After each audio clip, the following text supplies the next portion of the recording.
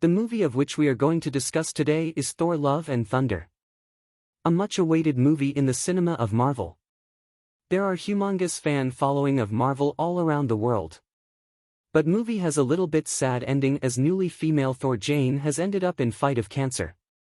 Thor: Love and Thunder is more or less a victory lap for all that director Taika Waititi achieved with his previous Marvel film, the often hilarious, rousing, and plainly refreshing Thor: Ragnarok.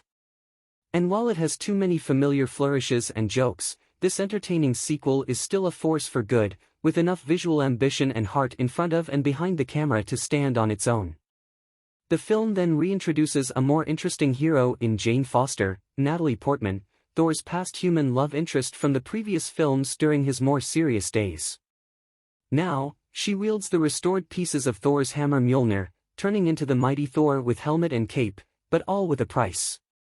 Every time she uses the power, it takes away from her human capacity, which is all the more devastating given that we learn she has stage 4 cancer.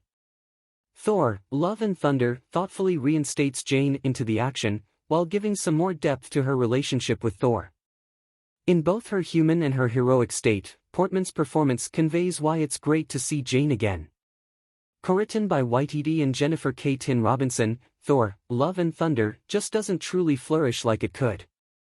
Part of its messiness kicks in with its big conflict, when Gore the God Butcher attacks New Asgard at night in a frantic impromptu fight scene that has Waititi's usually stable vision for Thor action losing control.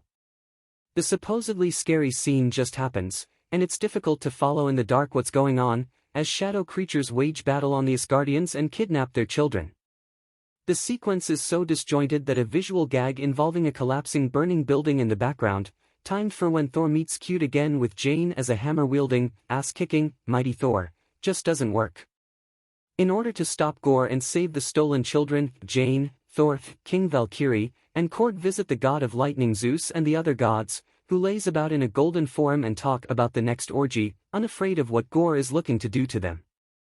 Like a golden and white version of the Galactic Senate in Star Wars, with a grab bag of goofy creatures, one has furry feet and a face, that's it, another is a Korg relative. It makes for one of the more eye-popping set pieces. But it's also a moment in which the movie is building toward future Thor stories at the detriment of this one, including a shrugging cameo scene in the post-credits. It's also a passage among many in which it's clear that Tessa Thompson's character of King Valkyrie, though important with the goings-on of New Asgard, has oddly been pushed to the side despite her established importance and swagger in Thor: Ragnarok. Lacking the overall freshness that defined the previous movie, Thor: Love and Thunder is better with its bolder, dramatic sequences that are like mini-movies about how love comes with the price of loss.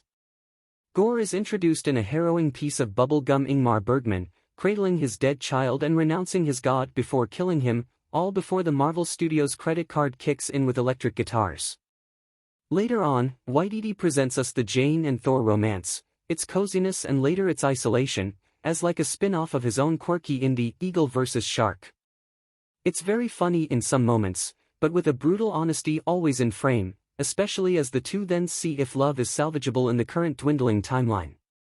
Along with Jane's striking cancer storyline, it's these heartfelt moments too that reveal the true motivators behind Thor: Love and Thunder, even if everything is later treated in too quaint or too eagerly crowd-pleasing a fashion to hit as hard as they're clearly meant to.